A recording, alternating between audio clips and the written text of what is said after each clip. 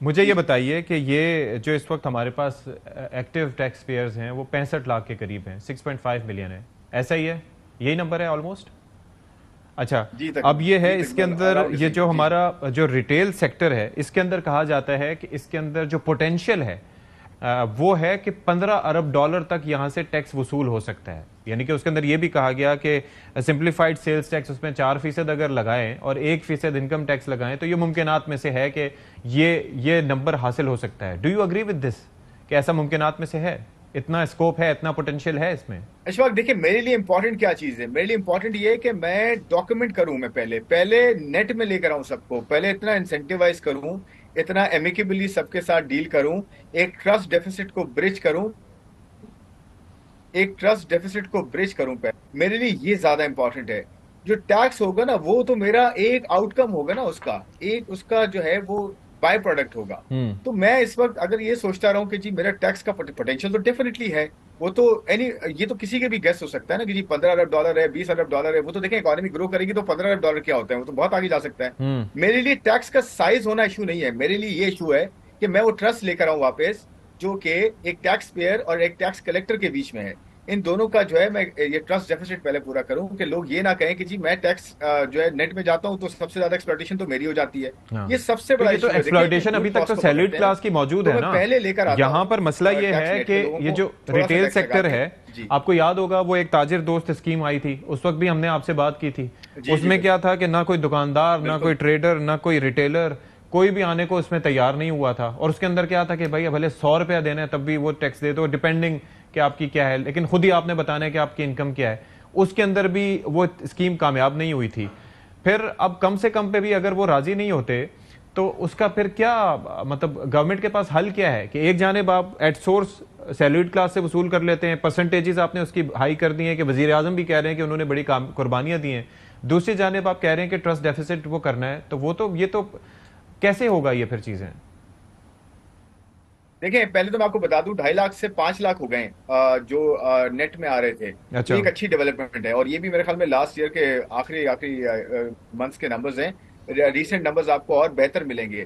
तो देखिए मुझे तो लगता है पोटेंशियल जो है, जो नेट में आ सकते हैं वो बड़े रिटेलर्स हैं, बड़े होलसेल जो है वो डीलर्स हैं, ट्रेडर्स हैं बड़े। तकरीबन 35 लाख का नंबर कोट हो रहा होता है कि 35 लाख तक बड़े रिटेलर्स हैं। अब 5 लाख जो है ऑलरेडी आपके ऑनबोर्डेड है, 2.5 लाख थे पहले।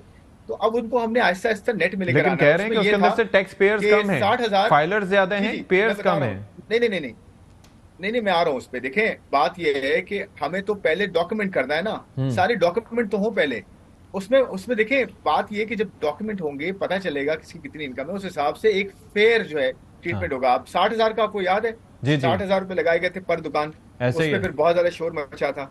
उसको हमने बैठ के एमिकेबली रिजॉल्व करने की बात की है। पिछले 1 डेढ़ महीने में मीटिंग्स हुई हैं, आपको ये नजर आएगा आने वाले महीनों में कि रिटेलर, होलसेल एंड ट्रेडर, ये हम्म। पूरा एक सेगमेंट है। 20% है इकोनॉमी का और 1% भी टैक्स नहीं होता है इनका। नहीं होता। एग्रीकल्चर भी आपका तकरीबन कोई 22-23% है, उसका 1% भी नहीं होता। तो टोटल 45% तकरीबन इकोनॉमी आपको 2% देती है। और हम्म। बाकी जो है 55% जो इकोनॉमी है वो सिर्फ वो 98% देती है। तो ये अंदाज। डिस्टॉर्शन है, इसको ठीक करना है। तो एग्रीकल्चर टैक्स की मैंने आपसे बात की, कैसे आगे लेजिस्लेशन हो गई है, कंप्लायंस और कलेक्शन की बात होगी आगे, वो सूबे करेंगे वो इनकम टैक्स।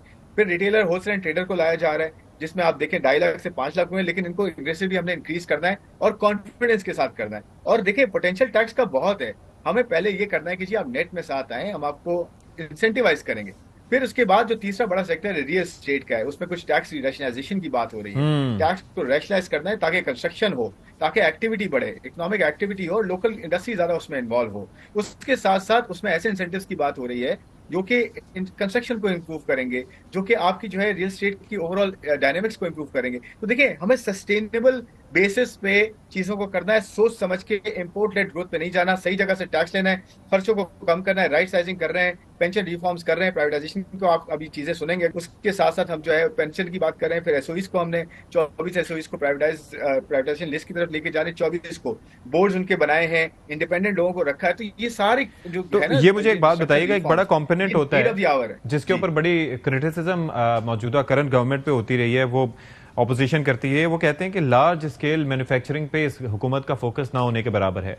उस बारे में क्या आप लोग कर रहे हैं, क्या किया जा रहा है, क्या सोचा जा रहा है? नहीं नहीं, किसने कहा आपसे? देखिए, लार्ज स्केल मैन्युफैक्चरिंग तो लाइफलाइन है इकोनॉमी की, इंडस्ट्रियलाइजेशन तो एग्जैक्टली लाइफलाइन होती है।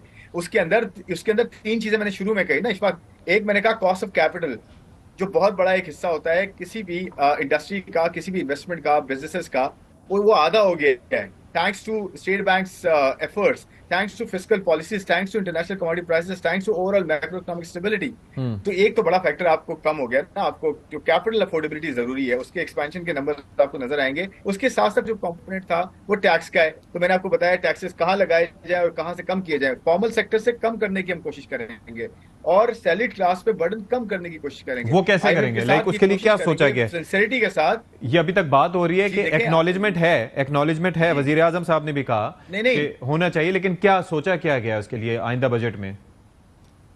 मैं ये कह रहा हूँ रिलीफ की बात हो रही है। मैं कोई नंबर आपके साथ डिस्कस नहीं कर सकता, ना हम्म। मैं आपको कोई कोट कर सकता हूँ, लेकिन मैं ये कह रहा हूँ हमारी एफर्ट्स ये हैं कि सैलरी क्लास पे टैक्स कम हो। और ये हम आईएमएफ के साथ डिस्कस करेंगे जब बजट आएगा, बजट का टाइम आएगा, जब आईएमएफ बैठेगा आके बजट में बात करेगा। देखिए, आईएमएफ ने बड़ा अच्छा ये जो रिव्यू किया है ना, इसमें बड़ी अच्छी तरीके से हमारी बात भी सुनी है, अपने भी जो है पॉइंट ऑफ व्यू रखा है। और आपने देखा है कोई मिनी बजट की बात नहीं हुई, कुछ नहीं हुआ। उन्होंने जो है प्रेस किया है, उन्होंने बताया कि जी देखें स्ट्रक्चर रिफॉर्म्स भी कर रहे हैं, साथ में इन्फ्लेशन को भी कंटेन किया है, और साथ में जो है वो सस्टेनेबल ग्रोथ की भी बात कर रहे हैं। तो देखिए, उनकी आप अगर प्रेस रिलीज पढ़ें वो बड़ी इंपॉर्टेंट है। उन्होंने चैलेंजेस का भी बताया और ज्यादातर ये बताया कि जी जो ट्रैक पे चीजें हैं जो करने की थी, जो स्ट्रक्चरल बेंचमार्क से, जो क्वांटिटेटिव बेंचमार्क से, उसमें मेजॉरिटी सारी अचीव कर ली है। तो देखिए, बात यह है कि अगर हम ये प्रोग्राम पूरा करते हैं, और ये हमारी नीड है, ये आईएमएफ की वजह से हम ना करें, हमारी नीड है कि हम स्ट्रक्चरल रिफॉर्म्स करें और कॉस्ट ऑफ डूइंग बिजनेस कम करें, और सैलरी क्लास पे टैक्सेस को रैशनलाइज करें, फॉर्मल सेक्टर से बर्डन कम करें, और जो बर्डन यहाँ से जो जो अनटैक्स और अंडर टैक्स सेक्टर्स जो नहीं दे रहे टैक्स,